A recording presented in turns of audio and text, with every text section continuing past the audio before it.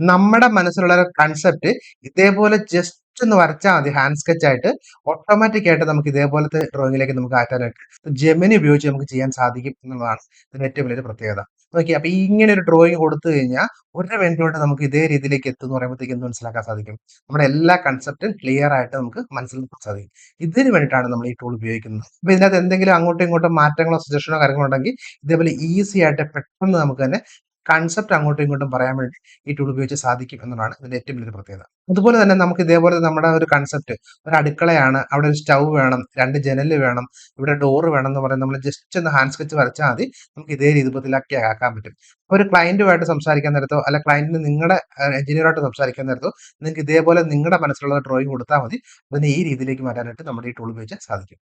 ഇതുപോലെ തന്നെ നമ്മൾ ക്യാഡിലൊക്കെ ഡ്രോയിങ് ഒക്കെ വരച്ച് കഴിയുമ്പോൾ ചിലപ്പോൾ ഇതേപോലെ ആയിരിക്കും കിട്ടുന്നത്. ഇത് ഇങ്ങനെ ഇരിക്കുമ്പോഴത്തേക്ക് നമുക്ക് ഇത് എങ്ങനെയാണെന്ന് ചിലപ്പോൾ നമുക്ക് മനസ്സിലായെന്ന് വിചാരിക്കത്തില്ല. പക്ഷെ ഇതേ സാധനം തന്നെ നമുക്ക് തിരിച്ച് നമ്മുടെ ടൂളിലേക്ക് കൊടുത്തു കഴിഞ്ഞാൽ കണ്ടോ അതിന് ഈ രീതിയിലേക്ക് എത്തിക്കാൻ സാധിക്കും. അപ്പൊ നിങ്ങൾ നോക്കിയാൽ മതി, ഇത് ജെമിനി തന്നെ ക്രമീകരിച്ചേക്കാണ് നമ്മുടെ സോഫ്റ്റ്വെയർ ഉപയോഗിച്ച് വരുമ്പോൾ കിട്ടുന്ന റിസൾട്ട് ആണ്. ഈ രീതിയിൽ ഉള്ള ഡ്രോയിങ്ങിനെ നമുക്ക് ഈ റിയലിസ്റ്റിക് ആയിട്ട് ഇമേജ് ആയിട്ട് നമുക്ക് മാറ്റാനായിട്ട് സാധിക്കും എന്നുള്ളതാണ് ഇതിന്റെ ഏറ്റവും വലിയ പ്രത്യേകത. സാധാരണ എയുടെ ഏറ്റവും വലിയ പ്രശ്നം നമ്മൾ കൊടുക്കുന്നതും അത് കിട്ടുന്ന റിസൾട്ടും തമ്മിലുള്ള ഒരു വേരിയേഷൻ ആണ്. അതുകൊണ്ടാണ് കണ്ടോ എനിക്ക് ഡോറ് മാത്രം മാറ്റാൻ വരണം എന്നുള്ളത് കൊണ്ടോ ഡോറ് മാത്രം മാറിയിട്ട് ബാക്കി എല്ലാം അതേപോലെ വരുന്ന രീതിയിലേക്ക് നമുക്ക് ചെയ്യാൻ സാധിക്കും. ഇതേപോലെ നമുക്ക് മൈന്യൂട്ട് ആയിട്ടുള്ള കാര്യങ്ങൾ വരെ നമുക്ക് AI ഉപയോഗിച്ച് നമുക്ക് ചെയ്യാൻ സാധിക്കും. ഇനിയിപ്പോ നമ്മുടെ കയ്യിലുള്ള ഡ്രോയിങ് ഇതേപോലത്തെ ഒരു 2D ഡ്രോയിങ് മാത്രം കൊടുക്കുന്നതിന് പകരമായിട്ട് ആ ഡ്രോയിങ്ങിനോടൊപ്പം തന്നെ നമുക്ക് ഈ രീതിയിലേക്ക് കൂടെ മാറ്റാൻ പറ്റും. കണ്ടോ? ഈ ഒരു ഡ്രോയിങ്ങിനെ നമുക്ക് ഈ രീതിയിലേക്ക് മാറ്റുമ്പോഴത്തേക്കും എന്ത് വ്യത്യാസം വന്നു നോക്കിയേ, കൃത്യമായിട്ട് എന്തൊക്കെയാണ് നടക്കുന്നത് എന്നുള്ള കാര്യങ്ങൾ നമുക്ക് മനസ്സിലാക്കാൻ പറ്റും. ഇതിന് ഒത്തിരി വലിയ സോഫ്റ്റ്വെയറോ കാര്യങ്ങളൊന്നും വേണ്ട. നമ്മൾ സാധാരണ ഉപയോഗിക്കുന്ന സോഫ്റ്റ്വെയർ ഉപയോഗിച്ച് നമുക്ക് ഈ രീതിയിലേക്ക് നമുക്ക് മാറ്റാനായിട്ട് സാധിക്കും. ബിൽഡിംഗ് പെർമിഷൻ എടുക്കാൻ നേരത്ത് ഇതേപോലത്തെ 2D ഡ്രോയിങ് ആയിരിക്കും നമുക്ക് തരിക.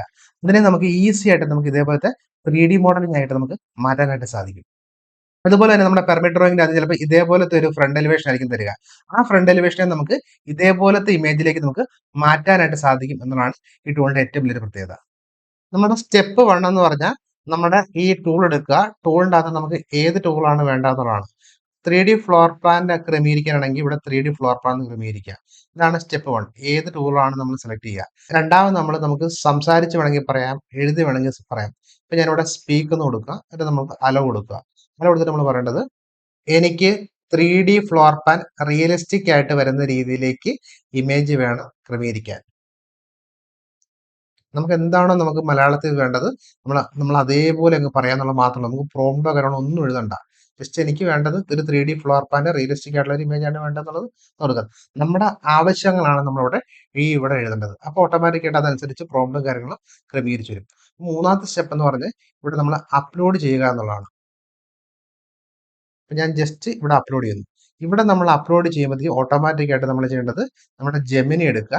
ജെമിനി പോയിട്ട് നമ്മളിവിടെ ക്രിയേറ്റ് ഇമേജ് എന്നുള്ള സെലക്ട് ചെയ്യുക.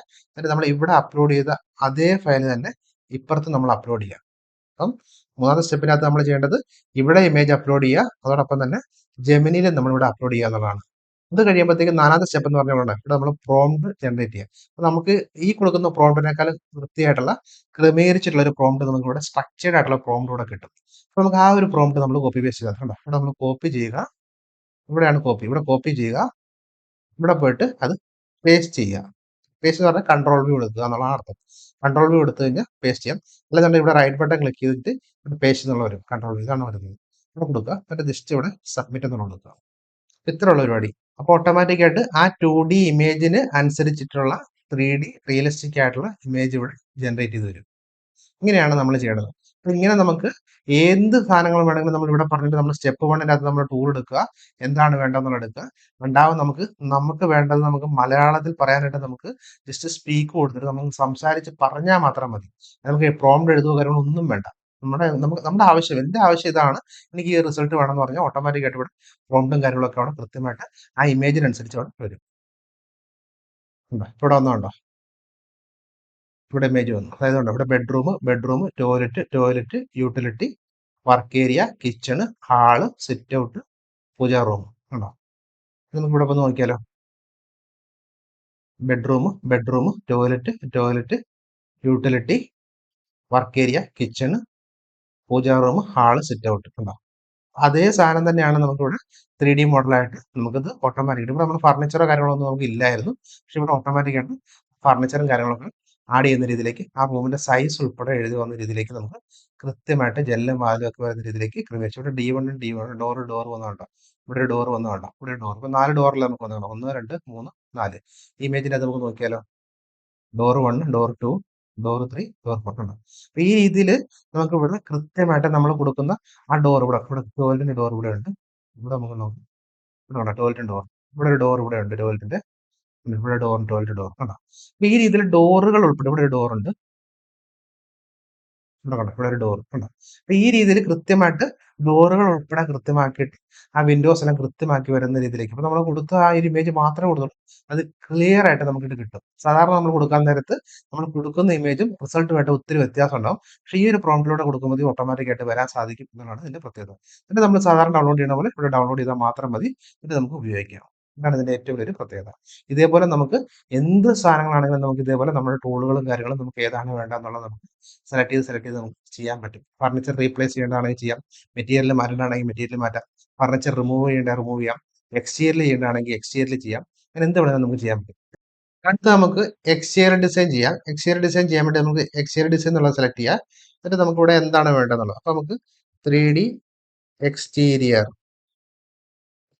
ഡിസൈൻ റിയലിസ്റ്റിക് ഇമേജ് ആക്കി മാറ്റുക. ഇങ്ങനെ നമുക്ക് അറിയാൻ അല്ലെങ്കിൽ നമ്മൾ ഇതേപോലെ എഴുതിയാൽ മതി. ഇത് ഇവിടെ റിയലിസ്റ്റിക് പ്രൊഫഷണൽ സ്റ്റൈൽ എന്ന് വേണമെങ്കിൽ നമുക്ക് പ്രൊഫഷണൽ എന്നാക്കാം. പിന്നെ നമുക്ക് ഇവിടെ കൊടുക്കാം, ജസ്റ്റ് ഇതേപോലെ കൊടുക്കുക. അത് നമുക്ക് അറിയാവുന്ന മംഗ്ലീഷിൽ നമ്മൾ ടൈപ്പ് ചെയ്യുക. അതാണ് നമ്മൾ രണ്ടാമത് ചെയ്യേണ്ടത്. നമുക്ക് സ്പീക്കർ കൊടുക്കാം, അല്ലെങ്കിൽ ഇതേപോലെ നമുക്ക് ടൈപ്പ് ചെയ്ത് കൊടുക്കാം. നമുക്ക് അറിയാവുന്ന എന്താണോ അത് അതേപോലെ ടൈപ്പ് ചെയ്ത് കൊടുക്കുക എന്നുള്ള മാത്രമേ ഉള്ളൂ. അല്ല സ്പെല്ലിംഗ് മിസ്റ്റേക്ക് ഒക്കെ വന്നാൽ ഒരു കുഴപ്പമില്ല. ഇപ്പൊ റിയലിസ്റ്റിക്കിന്റെ നമുക്ക് സ്പെല്ലിംഗ് മിസ്റ്റേക്ക് അറിയത്തില്ല, നമ്മൾ ഇങ്ങനെ കൊടുക്കുന്ന വെച്ചാൽ എന്നാൽ പോലും ഇത് ഓട്ടോമാറ്റിക് ആയിട്ട് അത് ക്ലിയർ ചെയ്ത് തരും. നമ്മളിവിടെ മൂന്നാമത് നമ്മളത് അപ്ലോഡ് ചെയ്യുക. ജസ്റ്റ് നമ്മളിവിടെ അപ്ലോഡ് ചെയ്യുന്നു, എന്നിട്ട് നമ്മളിവിടെ പ്രോംപ്റ്റ് ക്രമീകരിക്കുന്നു.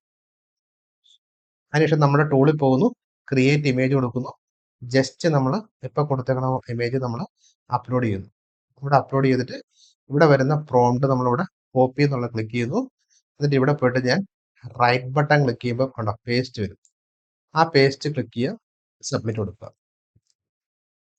ഇത്രേ ഉള്ളൂ.